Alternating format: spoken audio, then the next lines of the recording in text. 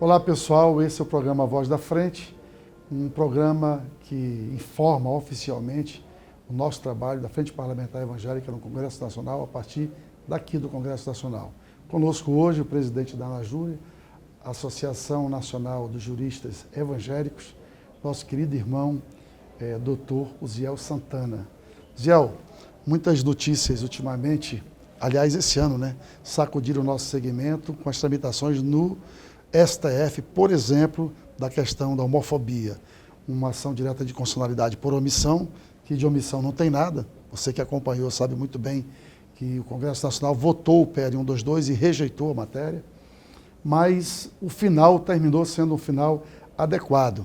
E como há muitas dúvidas no cenário nacional, eu queria que você pudesse, como braço que tem nos dado uma assessoria e suporte jurídico aqui na Frente Parlamentar Evangélica, explicar para os nossos líderes do Brasil qual foi o desdobramento disso e qual o conceito que você tem da decisão. Muito obrigado, deputado Silas Câmara. Prazer estar aqui com o senhor, como presidente da Frente, e a todos aqueles que nos assistirão. A ANAJURE, ela de fato tem tentado agir tecnicamente, para dar esse suporte à frente, e eu acho que esse trabalho é importante nesse momento em que o nosso país vive, para que possamos ter a voz do parlamento e uma voz técnica diante dos poderes públicos, especialmente no Poder Judiciário, tendo em vista essas questões que acabam repercutindo lá. No tocante à questão da homofobia, o Supremo Tribunal Federal, ele julgou a ADO 26 e criou, fazendo uma interpretação conforme, um novo tipo penal, fez uma analogia lá no crime de racismo, da Lei 7716 de 89, e criou o crime de homotransfobia.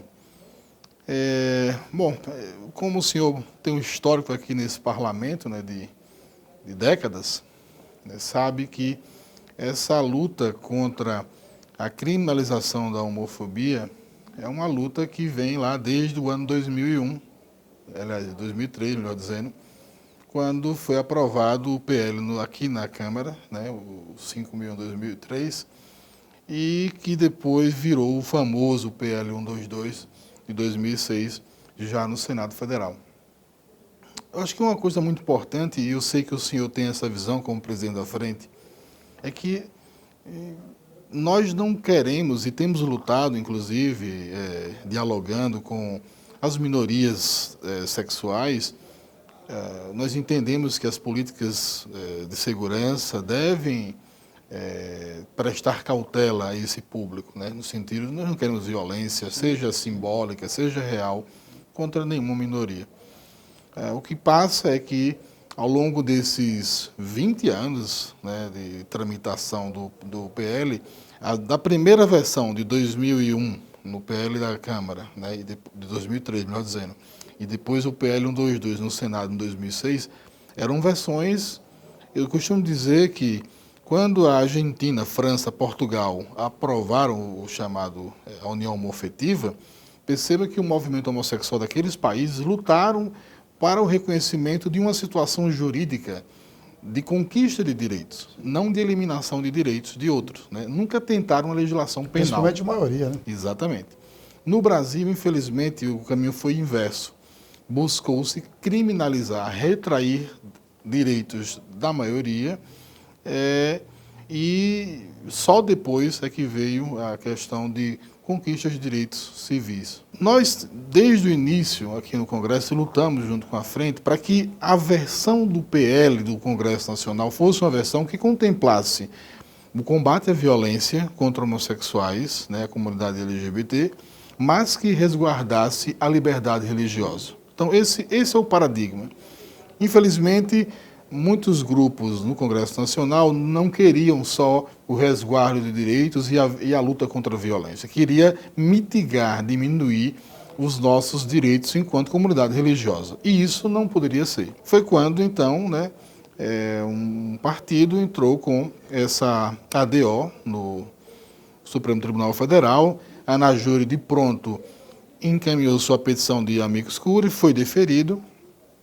E o ministro Celso de Mello, né, ele estudou muito a matéria, podemos dizer assim, foram anos. Houve também uma intervenção muito forte da frente, Exatamente. Júri, memorial. A ideia era dialogar, né, com os poderes, porque como evangélicos nós sabemos que as autoridades são constituídas pelo Senhor, então não devemos afrontar as autoridades. Temos que dialogar, sentar na mesa, como o senhor fez como presidente da frente, que visitou o presidente do Supremo Tribunal Federal, o ministro Dias Toffoli, mesmo em 2018 ainda, o então presidente visitou o STF, e eu acho que esse diálogo é muito importante. Mas vamos falar um pouco da decisão, que eu acho que é o grande ponto, né, que nós precisamos deixar enfatizado. Se fosse para dar uma frase de efeito aqui, deputado Silas Câmara, sobre essa votação e o julgamento do STF, eu diria que essa foi uma decisão muito importante. Por que importante?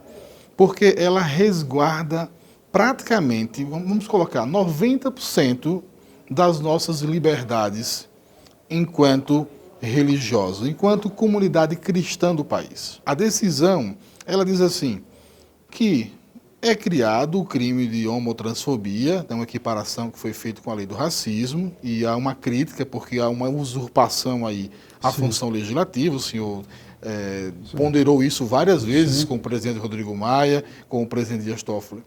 Mas, convenhamos, né, isso foi a decisão.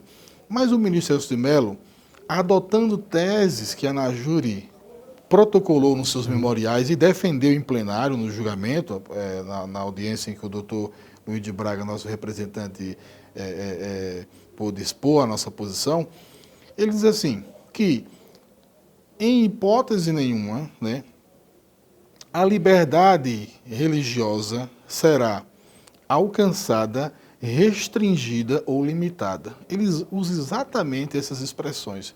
E elenca lá várias teses. Primeira, que o direito de pregar conforme livros sagrados está garantido e resguardado. O direito de ensinar, e aí no contexto da igreja, no contexto da família, está resguardado. Diz que, independentemente do local ser público ou privado, e se a cerimônia religiosa ou o culto, e aí lembrando que para nós culto é onde tiverem 2 ou 3 reunidos, Sim. se individual ou coletivamente, ou seja, resguarda isso também. Então, é uma decisão muito interessante para nós. E essa questão de exposição de sentimento ou de posição religiosa em meios de comunicação também está resguardado. Teve um caso recente dos Estados Unidos julgado em 2018, né, no Colorado, em que envolvia o Jack Phillips. Ele era um cidadão americano, evangélico, ele faz bolo para casamentos, para festas, e de repente chegou um casal homossexual e queria contratar o serviço dele e alegou objeção de consciência de que não faria o bolo porque é contra o seu valor religioso. E a Suprema Corte disse, perfeito, isso não viola, isso não constitui crime de ódio, Sim. Isso não é homotransfobia. Então, o único elemento que nesse PL que está sendo construído, e eu sei que com a articulação que a frente tem, isso vai ser estabelecido, é o único ponto a ser, digamos, agregado. Tratado, mas a decisão do Supremo, a gente diz na Anajuri o seguinte, que se for para ter um PL com problemas, é melhor que espere e fiquemos com a decisão do Supremo Tribunal Federal. Doutor Zé, há uma série de dúvidas e termina que esse seu esclarecimento, eu tenho certeza que para quem está nos assistindo, ele, além de acalmar o coração, é também uma voz do mundo jurídico, e principalmente do mundo jurídico do nosso segmento, o segmento evangélico. O que eu acho interessante que os nossos amigos que estão nos acompanhando entendam é que, na verdade, do pior terminou acontecendo o melhor possível. Não tenho nenhuma dúvida disso. E uma outra coisa também que eu acho muito interessante é que termina havendo ódio ao Supremo Tribunal Federal, de que o Supremo Tribunal Federal é de esquerda, de direita, isso, aquilo, outro, quando, na verdade, pessoal, o Supremo Tribunal de si próprio não inventa processo. Absolutamente. Ele julga uma provocação. Sim. E dessa provocação há sempre um tratamento diferenciado naquilo que se articula dentro do que é republicano, inclusive. Então, veja bem, houve, como o doutor Zé acabou de dizer, como presidente da Anajuri, uma movimentação parlamentar de entendimento, inclusive, que era uma usurpação, mas dentro do possível julgamento, houve também um entendimento de que nós deveríamos conciliar para que, em havendo uma decisão, fosse a melhor decisão possível. Daí a importância do que vocês estão vendo aqui, que é o Parlamento, portanto, o Poder Legislativo do Congresso Nacional, junto com homens de Deus que se juntaram para defender princípios de liberdade religiosa, princípios de vida, princípios daquilo que a gente acredita, e fizeram o trabalho jurídico bem feito e redundou numa matéria vitoriosa, pelo menos uma decisão vitoriosa, sim, como essa, não é isso, doutor? Não tem nenhuma dúvida, né? É muito importante essa fala do senhor como presidente da Frente, né? A Frente, ela tem um papel histórico no nosso país. Nós evangélicos devemos muito ao trabalho da Frente. Agora, lógico que como qualquer movimento ou instituição, a gente precisa ir evoluindo, desenvolvendo, né? Então, eu acho que eu tenho visto essa preocupação com os deputados em geral e mais especificamente na sua presidência, de qualificar o nosso discurso. Porque, em primeiro lugar, as autoridades são constituídas pelo Senhor, nós devemos obediência bíblica a isso, né?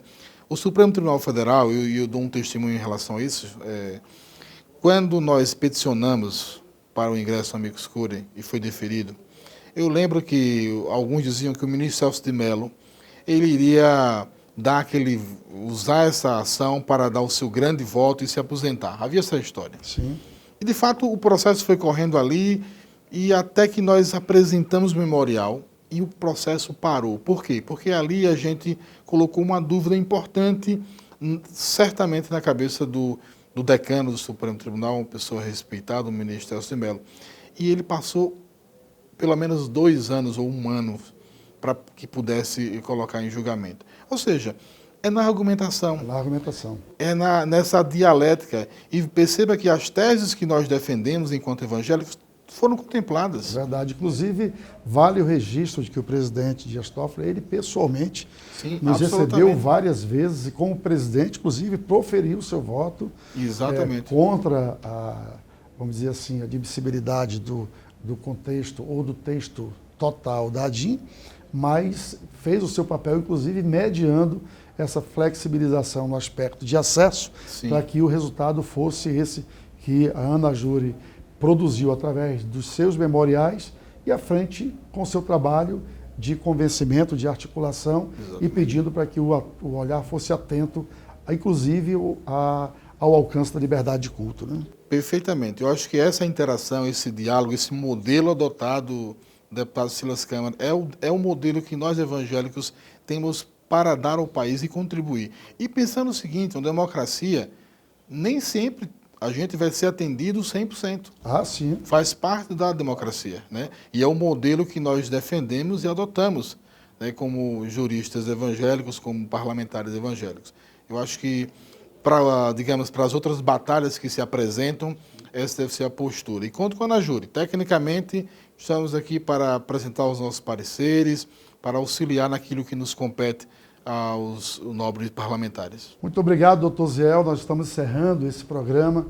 Dizer para vocês que esse é um tema realmente polêmico e, inclusive, temos já a palavra do presidente da Casa de uma votação nos próximos dias para que possam a Casa produzir uma lei que seja boa para todos, como diz o pastor Jonas, meu pastor, a lei é boa quando é boa para todos. E a Frente também acredita nisso. E logo que for possível e esse projeto estiver pautado, não só esse, mas essa matéria estiver pautada com mais de 40 projetos já protocolados sobre o assunto, a Ana Júri é sempre o braço jurídico que nos ajuda a produzir um relatório que possa ir ao encontro da sociedade, do direito e, acima de tudo, dos princípios cristãos da vida e do povo brasileiro e das nossas famílias. Um abraço a todos, fique com Deus e muito obrigado.